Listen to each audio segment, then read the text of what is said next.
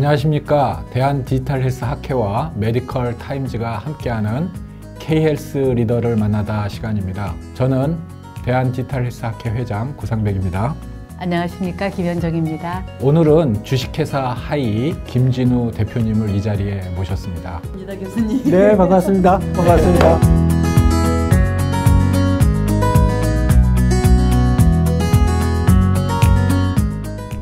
김진우 대표님 자기소개부터 부탁드리겠습니다. 네, 저는 주식회사 하이의 대표 맡고 있는 김진우라고 합니다. 동시에 연세대학교 교수도 하고 있고요. 연세대학교 교수는 이제 3년뿐이 안 남았습니다. 그래서 이제 앞으로는 그냥 주식회사 하이 대표라고 해주시면 더 좋을 것 같습니다. 제가 사실은 교수님을 삼성전자에서 이 UI UX 전문가로서 활동하실 때부터 알고 있었는데요. 네. 어떻게 이게 최근에 하이 소식을 못 들었는데 오늘 보니까 어마무시하시네요. 연세대학교 불가사의 7대 불가사의 중에 하나가 김진우가 만든 회사가 아직도 안 망하고 있다는 거예요. 그러면 그 주식회사 하이에 대해서 한번 얘기를 좀 해주시면 좋을 것 같은데 뭐 디지털 치료제로 많이 알려져 있긴 한데 먼저 디지털 치료제 잠깐 말씀 주시면 좋을 것 같습니다. 저희는 이제 주로 어르신들 그리고 아이들처럼 좀 사회적 약자들 대상으로 한 그런 다양한 형태의 디지털 치료제 만드는 회사로 시작을 했고요. 지금 이제 업력은 한 7년 정도 됐습니다. 그리고 최근에는 이제 그쪽에서 저희가 개발했던 디지털 바이오마커들 합쳐가지고 플랫폼으로 제공하는 그런 비즈니스를 진행을 하고 있습니다. 바이오마커가 정말 많은데요. 어떤 바이오마커에 대해서 최근에 조금 들여다보시고 모으고 이렇게 조금 알고리즘도 해야 되는데 말씀 주시면 감사하겠습니다. 네. 그 디지털 바이오마커라는 게 이제 기존의 바이오마커 그럼 우리 혈액이라든지 뭐 여러 가지 있었었는데 저희 이제 디지털 바이오마커라고 앞에 디지털자가 붙으면은 우리가 일반적으로 사용하고 있는 컨슈머 디바이스 대표적인 게 스마트폰이고요. 뭐 웨어러블도 있는데 이제 그런 걸 통해서 얻을 수 있는 행동적인 데이터라든지 또는 심리적인 데이터 또는 생리적인 데이터 이런 데이터들을 갖다 우리가 모두 합쳐서 디지털 바이오마커라고 얘기를 하고요. 저희가 현재는 한 20여 종 정도 되는 디지털 바이오마커를 개발을 해서 서비스를 제공하고 있습니다. 네, 어떤 서비스를 제공하시나요? 여러 가지 서비스 제공하고 있는데요. 주로는 이제 어떤 저희 클라이언트에서 요런 디지털 바이오마커를 써보고 싶다. 그래서 이제 본인들의 어떤 임상 시험에 쓰시거나 아니면은 커머셜 프로덕트에 쓰시거나 그렇게 하실 때 저희랑 같이 조인을 해서 저희가 이제 그분들 위한 디지털 바이오마커 패키지를 만들어서 드리고요. 그러면 그분들이 그걸 사용을 하시고 데이터가 들어오면 저희가 데이터를 처리해서 서버에 저장했다가 저희 클라이언트들이 사용하실 수 있게 그렇게 제공을 하고 있습니다. 조금 구체적으로 얘기해 주시면 좋을 것 같은데 뭐 예를 들면 아까 스마트폰을 이용하거나 웨어러블 디바이스 잠깐 얘기하셨는데 그러면 어떤 거를 바이오마커 어떤 거를 수집하고 어떻게 서비스를 제공하나요? 가장 최근에 저희가 계약을 성사가 된 케이스를 갖다 보게 되면 미국 쪽인데요.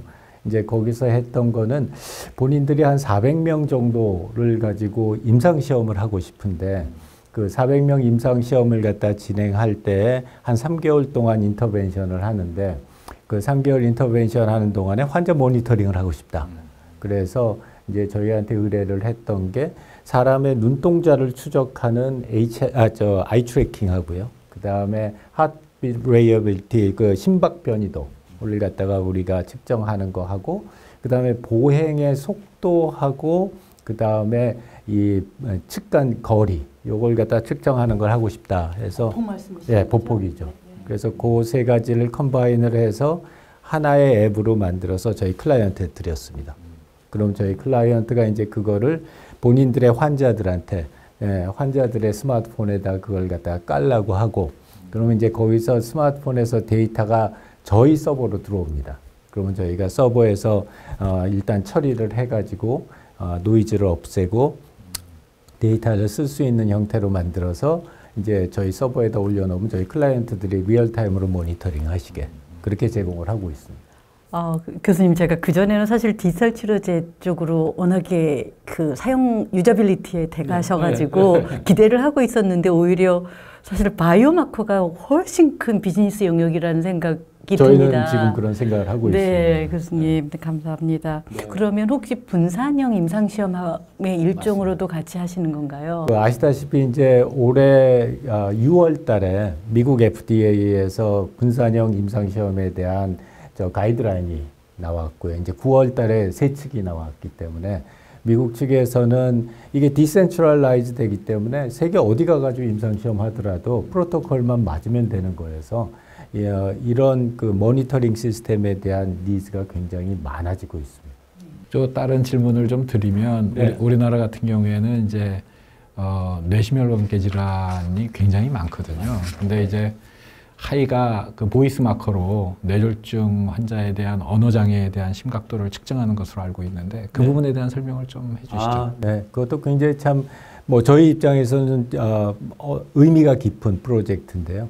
지금 그 뇌심혈관 센터장 하시는 교수님이 본인이 한 평생 모았던 데이터를 갖다가 가지고 저희 회사로 오셨어요. 그래서 이 데이터를 가지고서 제일 답답한 게 그 스트로크 환자들이 그 일단 급성기 지나고 나서 퇴원을 하고 나면은 이걸 케어할 수 있는 환경이 전혀 안 되고 있다. 그래서 그냥 내보내고 나면 끝인데. 네, 재활도 활성화 안 돼 있고. 활성화 안 돼 있고 특히 이제 성인 재활 같은 경우에는 굉장히 어렵고 그렇다고 제일 중요한 게 집에서 본인들이 직접 본인의 상태를 좀 알 수 있으면 좋겠다. 그리고 그게 이제 주치의에 연결이 돼서 한 달에 한 번의 병원 방문하실 때 이분이 얼마만큼 차도가 있었는지 좀 알았으면 좋겠다. 그래서 그 데이터를 그냥 저희한테 주셨어요. 뭐 NDA 몇 자 이런 것도 안 하시고 그냥 로우 데이터를 갖다 다 주시고서 이걸 갖다 한번 개발해 보자. 해서 저희가 그 음성을 4번 관련된 태스크를 하는데 토탈 시간은 한 1분 30초 정도 됩니다.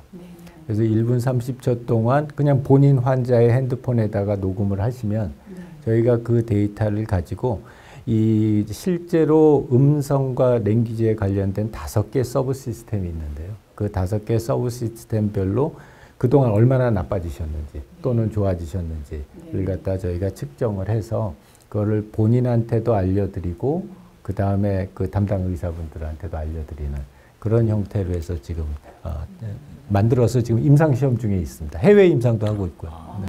멋있네요. 아까 해외 얘기하셔서 그러는데 우리나라 디지털 헬스 기업들이 국내 시장이 좀 어렵잖아요.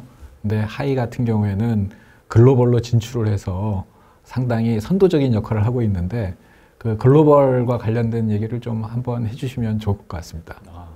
그거는 누가 저보고 소설책을 쓰라고 그러더라고요. 실명으로 얘기했는지 모르지만 우리 보건산업진흥원 미국 지사장이 저보고 그 얘기를 쭉 했더니 교수님 이거 그냥 그거 하지 마시고 소설로 쓰십시오 그러는데요. 우여곡절이 되게 많았는데요. 저는 제일 큰 어려움은 우리나라에서 바라보는 디지털 헬스 산업에 대한 기대하고 해외에서 바라보고 있는 그 기대가 너무 많이 달라서 이 둘 간의 격차를 갖다 조정한다는 게 무지무지하게 어렵습니다. 그러면 해외에서 바라보는 디지털 헬스와 우리나라에서 바라보는 게 각각 어떻게 다른가요? 제가 한 가지만 그럼 예를 한번 들어볼까요? 이제 저희가 하이에서 만든 디지털 바이오마커들 중에서 중요한 디지털 바이오마커를 저희가 미국의 별도 법인을 설립을 했습니다. 그래서 그 미국의 별도 법인에서 거기에서 저희 하이가 라이센스 아웃을 해서 그 법인에서 이제 미국에 있는 병원이나 또는 제약회사나 이런 곳에다 제공을 하는데 라이센싱 아웃을 하게 되면 그 라이센스 피가 발생을 하는데요. 한국에서는 어떻게 생각하냐면 이거 하이에서 다 만들었는데 엄청 많이 받아야지. 그 적어도 뭐 매출의 10%. 그거는 안 돼요. 예. 뭐 매출의 심지어는 어떤 우리 분은 매출의 20% 아니면 절대로 동의 못한다. 그건 시장을 몰라서 하시는 얘기고요. 예. 미국에서는 뭐라 그러냐면 이게 매출이 아니라 이익의 3% 이상만 돼도 이거는 못 받는다. 영업이익 말씀하시잖아요. 예, 영업이익의 3% 이상이 되면은 이걸 받았을 때 나중에 다른 회사들이 그 회사를 갖다가 듀 딜리전스를 했었을 때 굉장히 매력적이지 않은 그런 회사가 된다는 거죠. 그래서 뭐 이익의 3%하고 매출의 10% 사이에는 엄청난 갭이 있는 거니까. 거의 몇백 배 되잖아요. 차이가 있는 거니까. 그 부분은 있는 것 같아요. 특히 우리나라 같은 경우에는 기술 개발에 포커스된 분들이 많아요. 네. 저희 근데 기술은 기술이고 비즈니스는 비즈니스고 다른 거거든요. 맞습니다. 근데 이 비즈니스에 들어가는 시간과 인력과 뭐 이런 이 투입 자본에 대해서는 카운트를 안 하시는 경향이 있습니다. 그런 큰 보이지 않는 곳에 있는 큰 차이들, 그런 차이들이 아마 글로벌 진출하는데 굉장히 큰 걸림돌이 되지 않을까 생각을 합니다. 그래도 뭐 교수님 워낙에 연세대 경영대 교수님이시기도 하고 워낙에 또 네트워킹도 좋으시고 그러셔서 조금 편하게 가셨을 것 같은데요. 물론 어려운 거 알고 있는데요. 정말 어려웠을.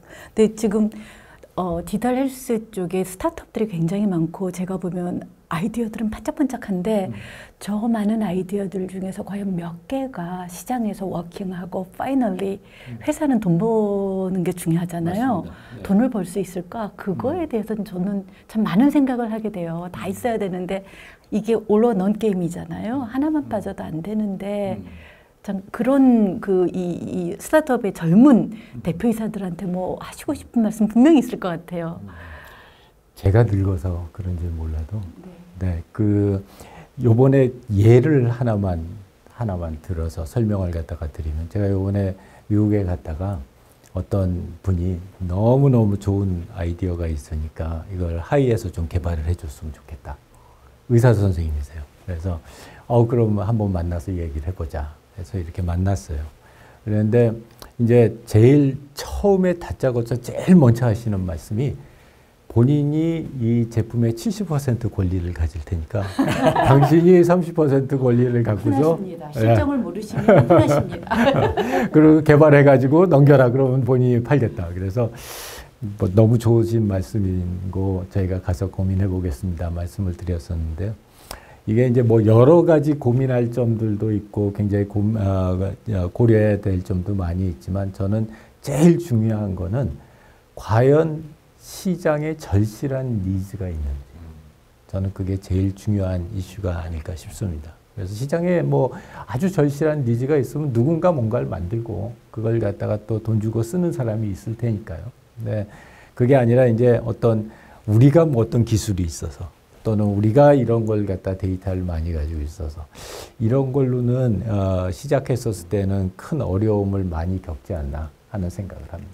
전적으로 동감하고 있습니다. 정말 같은 생각입니다, 교수님. 처음엔 몰랐는데요. 저도 어느덧 창업한 지 벌써 7년이 넘고 하다 보니까 저도 같이 생각이 바뀌고 진화하는 것 같습니다. 예, 이제 정리를 해야 되는 시간인데요. 향후에 디지털 헬스 시장에 대한 전망을 말씀해 주시면서 마무리해야 되지 않을까 싶습니다. 네. 이렇게 제가 고민을 요새도 많이 하고 있고요. 특히 이제 국내 시장과 해외 시장 고민을 많이 하고 있는데요. 뭐 너무 식상한 말씀인 것 같긴 합니다만 우리 디지털 헬스는 반드시 글로벌 시장을 봐야 된다. 저는 그런 생각을 하고요. 이게 옵션이 아니라 그게 메인이고 또 그거를 위한 어떤 교두보로서 국내 시장이 역할을 잘 할 수 있지 않을까 하는 생각을 해서 앞으로의 전망은 저희가 글로벌 시장에 대한 충분한 경쟁력을 가지고 있다고 생각하고 있어서 밝지 않나 그렇게 생각을 합니다. 예, 고맙습니다. 감사합니다. 들어주셔서 감사합니다. 아이별 말씀을요.